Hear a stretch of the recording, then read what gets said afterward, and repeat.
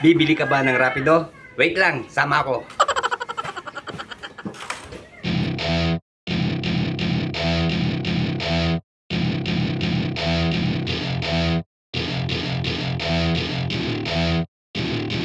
Welcome to my party, we're just getting started. A life is a dream or a nightmare scarring. Hand me a drink cause I think I'm going all in. Get me a shrink who can catch me when I'm falling. Cover up my scars, flip the handlebars. Crashing in my car, wake up in a bar. I'll be a superstar, just on my avatar. This world is so bizarre, empty out the reservoir.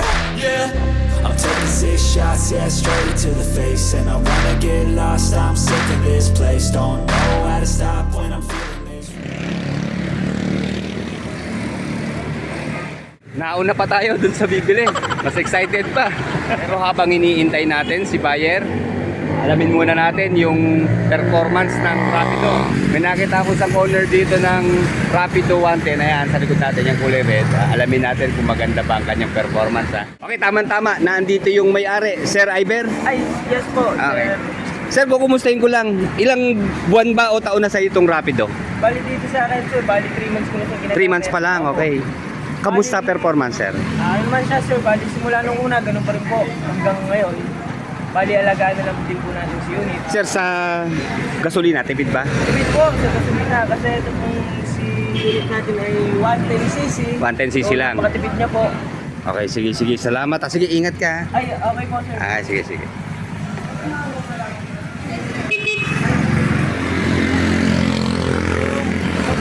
Ayan, kung pang araw-araw lang din naman na service mga ka-riders. Sakto na yung Rapido 110. Unang-una, tipid pa siya sa gasolina. Kasi nga naman, 110cc lang. Pala mga ka-riders, nandito po tayo sa Ras R Victoria or dito sa Conserte Motors. So check natin kung available ba yung Rapido 110cc ha. Sir, good morning ma'am. Good morning. Ma'am, good morning po. Okay, nandito po pala sa dulo. Ayan. Bali, may available na kulay po. Pure black at saka red and black color combined. Ngayong 2025, ito na po ang bagong looks ng Rapido 110 ng Euromotor.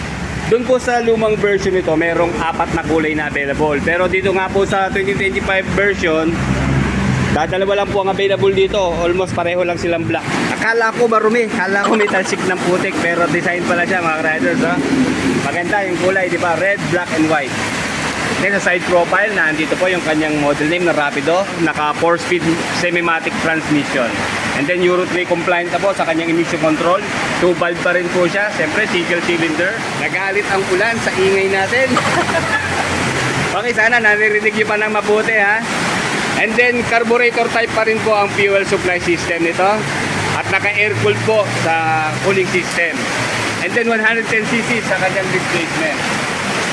Kaya kung ang hanap nyo po ay service lang na maaasahan sa fuel consumption, ayon po ito sa manufacturer's claim, maabot po ito ng 53 km per 1 liter. And then sa top speed po, kaya naman po nito ang 80 km per hour.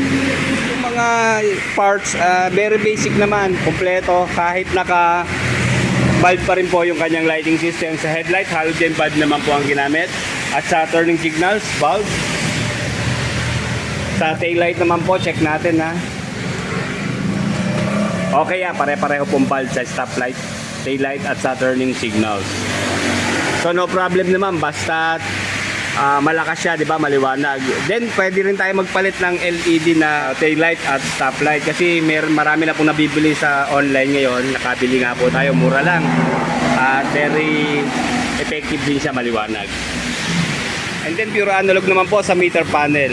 Okay, importante naman accurate kahit hindi siya digital, di ba? Yung maliwanag na panel panalo na rin. Okay, dito po yung speedometer sa gitna, odometer. At yan, kita po natin yung gear indicator. Meron yung neutral, primera, singular, tercera, kwarta, fuel gauge sa gitna.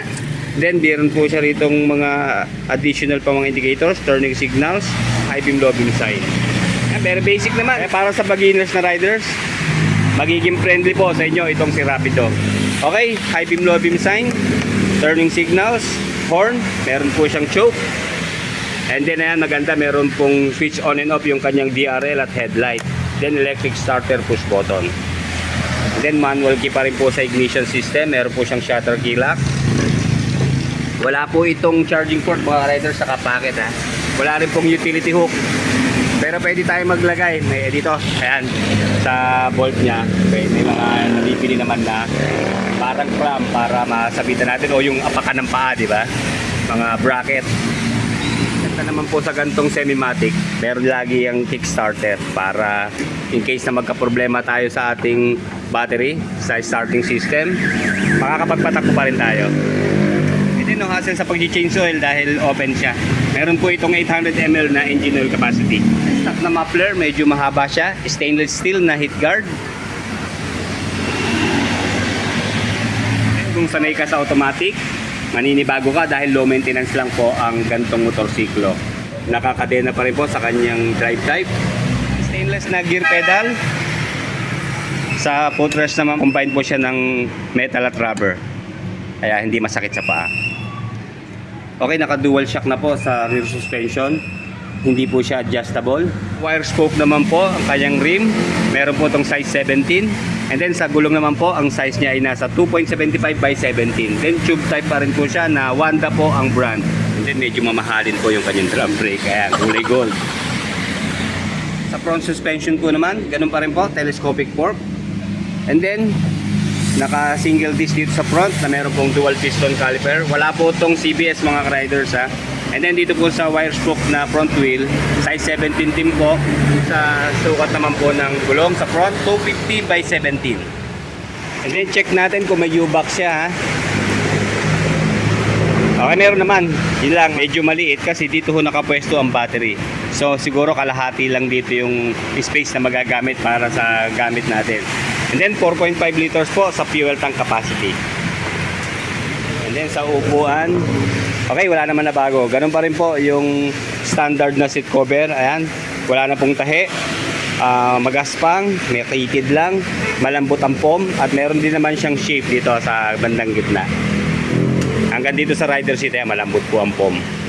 And then tumitimbang po ito ng 100 kilos sa curb weight. Sa ground clearance, 130mm. Wala po tayong detalye na kuha dito sa seat height. Pero siguro sukatin na lang natin na para ma-estimate man lang natin. Nung sinide stand po natin, bigla siyang bumaba, di ba? So, check natin ha. Ayun. Estimate ko po mga ka-rider, siguro 770mm na seat height. Wow. Malambot po ang kanyang rear suspension mga riders. Grabe. Hindi ko ina-expect, ganito pala kalambot to. Para siyang spring sa kama. Okay, may enjoy nyo po ito mga ka-rider. Siguro bisitahin nyo dito at yung sakyan para mapatunayan nyo po ha. And then medyo mababa nga lang po yung pwesto ng handlebar. Sana medyo in-upright para hindi tayo pasubsob, ano? Pero technique naman, lapit lang tayo ng konti. Ayan. And then sa turning radius, pero okay rin naman kahit ibaba siya, di ba? Nasa 2 inches pa rin ang distansya o clearance sa ating hita. Kaya hindi tayo maiipit sa kanyang handlebar. Na kahit bubuka pa tayo, oh, di ba? Dito po sa kanyang hydraulic disc na front brake, wow, malakas. Hindi pa umabot po ng half press, oh. Mga 3/4 na piga. Ayan. Kagat-agad siya. Malakas po ang preno. And then sa rear brake naman po na drum, ayun lang, malalim, oh. Kaya siguro i-adjust pa to. Medyo mahina po preno sa likod, pero adjustment lang naman.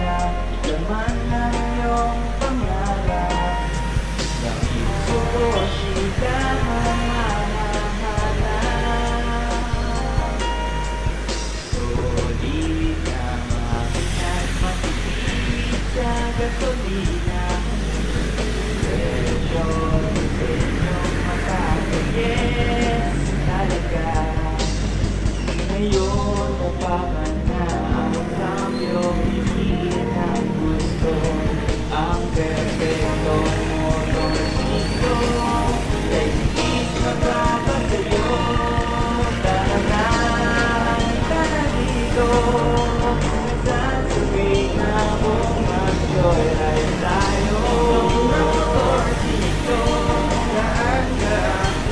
Meron po itong maximum power na 4.5 horsepower at 7,200 RPM and 7.6 Nm of torque at 4,000 RPM. Okay, update na po natin ang price nitong Euromotor Rapido 110 ngayong November 2, 2025. Cash price po niya ay nasa 47,900. Isa po itong 4-speed na motorsiklo ng Rapido may pinakamababang presyo. Ayan, 47,900 lang. At meron po siyang down payment, 3,500. And then ayan po yung 6 na terms niya sa pagbabayad. Kunin lang po natin dito sa 36 months. Okay, 2,387 monthly. Then may rebate pa po yan 300 to lalabas. 2,000 plus lang po ang monthly nitong Rapido 110.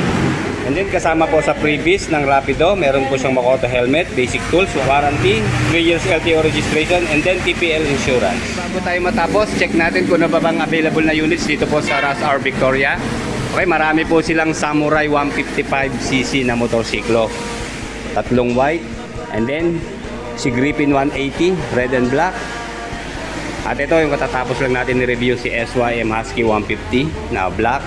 And then, dalawa pong Falcon 180i, gray and white din. At meron po pala isa ritong Euromotor Beaverman 150. And then, sa likod po, ayan, isa pang murang motorsiklo nila na Euromotor din po. Itong si Peak 110. Ayan. Hindi ko sila nagkakalayo ng presyo ng Rapido. Keyway Cafe 152cc. Ayan po ang kanyang updated price. And dalawa po available. And another 125cc ng Euromotor EZ. Updated price. Dalawang black at saka dalawang white din po. Hanggang dito na lang mga riders. Like, comment, and subscribe sa ating channel. Happy weekend!